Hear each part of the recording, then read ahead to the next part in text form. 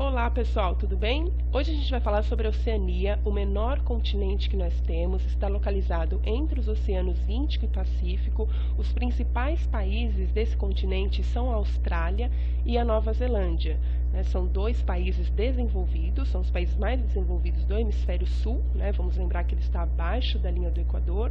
Todos os territórios que estão abaixo da linha do Equador são do hemisfério sul e todos que estão acima do hemisfério norte. Então, a Oceania está bem abaixo da linha do Equador, então toda essa faixa aqui perto vai ter um clima equatorial, quente e úmido, e a Austrália, que é o país que tem aí 85% de suas terras representantes aí desse continente, é o país que mais tem terras, é praticamente, quando a gente pensa em Oceania, a gente pensa em Austrália, por essa grande extensão de terra.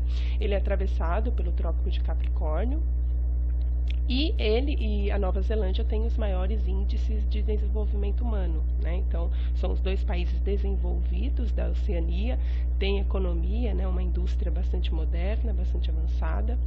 E a gente costuma regionalizar essa região, porque nós temos esses países, esses dois principais países, que são aí a economia motor desse continente, mas nós temos milhares de ilhas aqui nesse continente e a maioria delas não tem autonomia política própria, ou seja, elas são possessões estrangeiras. Então tem ilhas aqui que pertencem aos Estados Unidos e ilhas aqui que pertencem ao Reino Unido, França. Então todo esse continente da Oceania, ela começou a ser colonizada no século XVIII, pelos europeus, e de lá para cá, no século XIX, no século XX, com a descoberta de ouro, muitos países se intensificou nessa colonização, muitos países vieram para cá. E atualmente ainda eles são donos dessas ilhas. Tem até testes nucleares aqui, os Estados Unidos é um que realiza testes nucleares, porque eles têm possessões nesse continente.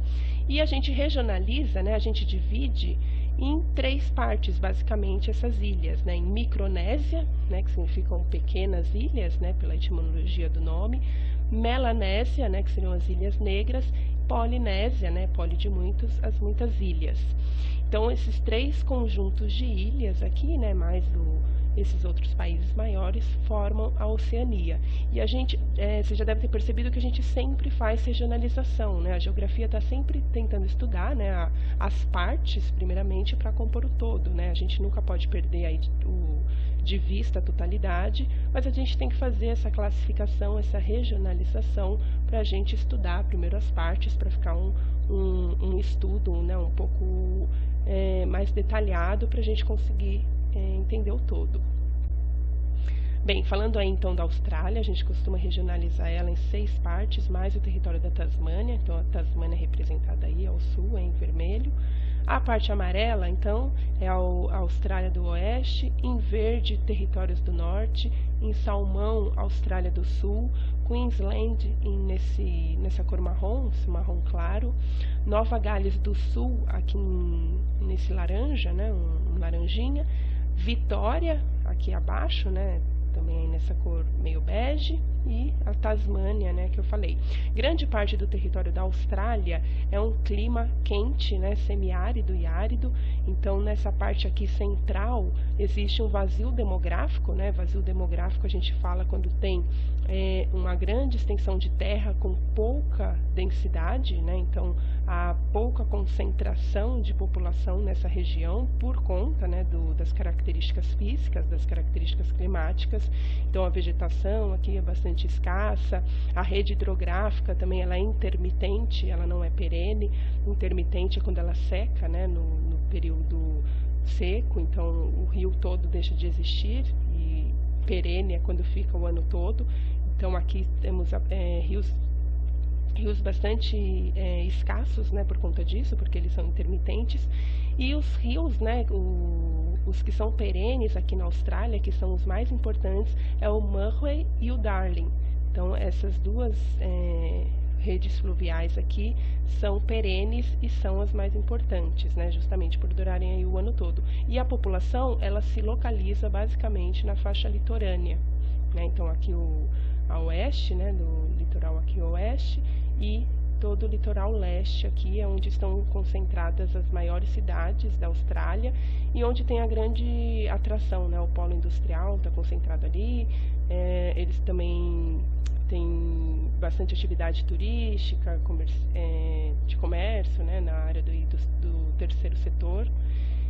E no centro aqui tem mais extração de minerais, né? A Austrália tem um solo riquíssimo em recursos minerais, então a extração ela é toda feita aqui, a indústria ela é moderna, né? Então se extrai essa matéria-prima, né? E depois ela é transformada na indústria nos parques industriais que a Austrália possui. Ó, aqui um mapa físico, né? Então a gente vê que grande parte aqui, né, possuem cadeias montanhosas, possui desertos, então a população ela não se fixa, né? Acaba não se fixando aqui, né? A gente já viu em outras aulas, né, que a parte física, né, do território, do país, enfim, ela causa uma grande influência, né, na fixação da população. Então, ela tende, né, a ir para a faixa litorânea quando há aí uma grande extensão de clima desértico.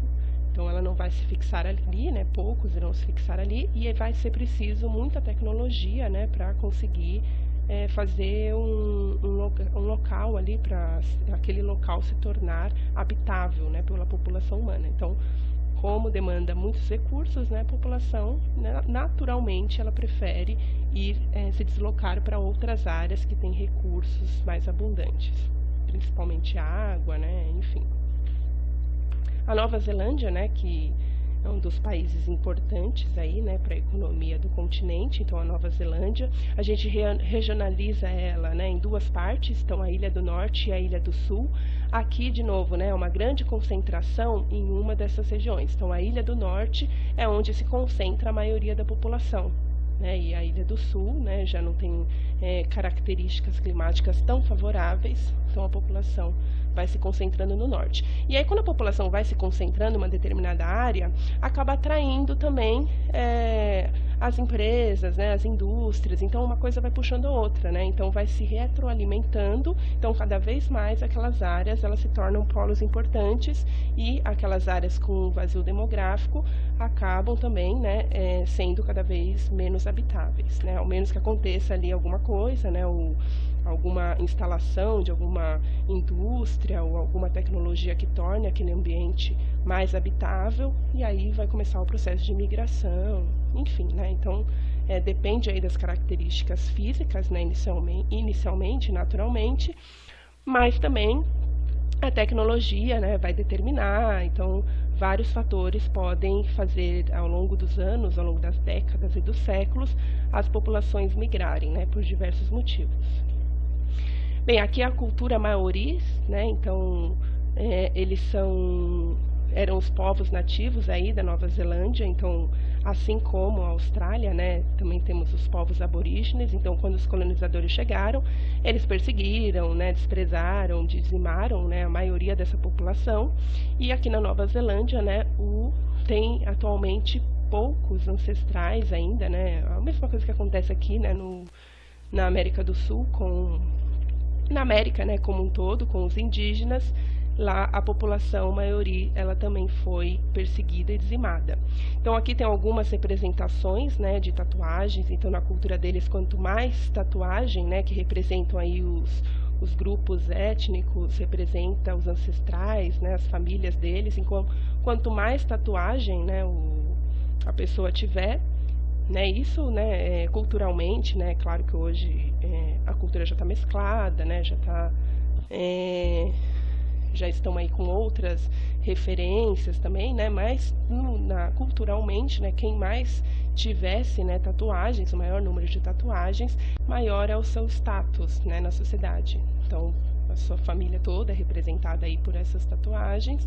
É claro, né, que hoje existem outras representações, porque já é uma cultura mais mesclada, né, mas tradicionalmente, né, essas tatuagens se referiam aí ao grupo pertencente, né, de cada pessoa, que grupo que ela pertencia e os seus familiares, né? Todos os seus ancestrais eram tatuados no seu corpo.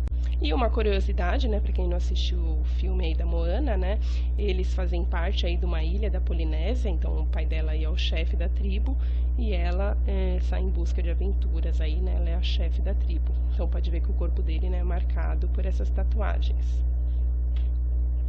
E a Nova Zelândia, ela está bem no Círculo do Fogo do Pacífico. O que é esse Círculo de Fogo do Pacífico, né? Ó, todas essas áreas aqui em vermelha, né, formam aí um círculo, que é a área com maiores abalos sísmicos. Então é a área mais perigosa, né, porque tem muitos vulcões ativos. Ela está aí no encontro de duas placas que estão se chocando, então causa vulcanismo, terremoto, tsunami. Então é uma área bastante problemática e que esses países, né, essas nações, eles têm que conviver com isso, né, eles têm que achar meios aí de conviver com essa causa natural, né. Então eu trouxe aí um mapa das placas tectônicas, né, para a gente ver. Então, ó, lembrando aqui que a Terra é redonda, né, por isso que vai aqui para o outro lado. Então, nós temos a placa indo-australiana, que fica se chocando com a placa do Pacífico. Então, vamos ver aqui na esquerda, né, que acho que é mais fácil da gente ver. Então, ó, a placa indo-australiana, ela está convergindo para a placa do Pacífico. Então, as placas tectônicas, basicamente, né, gente, basicamente elas fazem um movimento de subducção, que é quando elas estão se chocando, ou elas criam zonas de expansão, quando elas estão se afastando. Então, por exemplo, né, duas placas que estão se afastando, criando zonas de expansão, ou seja, elas estão divergindo entre si, são a placa sul-americana, né, que a América do Sul está em cima dela, e a placa africana. Ó, vocês têm que ver aqui a direção das setas, né? Então, a placa sul-americana, em relação à placa africana, elas estão se afastando, ou seja, elas estão divergindo. Elas não estão se colidindo, elas estão divergindo, e aí elas criam, né, entre aí os limites de placa, elas criam essas zonas de expansão, que vai sair o magma, né, da Terra, né, nessas fissuras que vão sendo abertas com a separação das placas. E, né, a placa outro exemplo, né, a placa sul-americana e a placa de Nazca, elas estão se chocando, elas estão convergindo uma para a outra.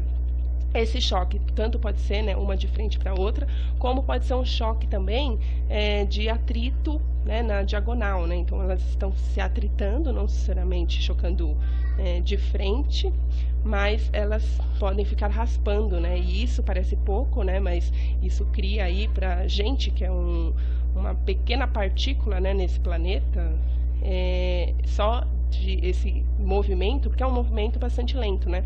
Mas só das placas fazerem esse movimento, ou de choque mesmo, né, de frente uma com a outra, formam aí, né, processos naturais aí catastróficos para a humanidade, né? Então, o Brasil ele está protegido, né, sua costa está protegida pelos outros países da América do Sul, por isso que a gente não sente, né, os terremotos, né, de forma direta, mas a gente tem sofrido aí, né, os resquícios, né? Então vira e mexe, tem ali um terremoto no Chile, e aí vai chegando lá, é fortíssimo, né, destrói tudo que passa pela frente ali, e vai chegando de uma forma mais branda no nosso território brasileiro, que já faz bastante estrago, né? Mas aí as nossas costas aí, por isso que a gente fala que não tem, né, tsunami, terremoto, furacão no Brasil. Por quê? Porque a gente sente apenas os resquícios, né? Então tem aí, né, um abalo sísmico que chega até a gente, mas não diretamente. Por quê? Porque a parte aqui das costas do Brasil está toda preenchida por esses países, então eles sentem o impacto primeiro.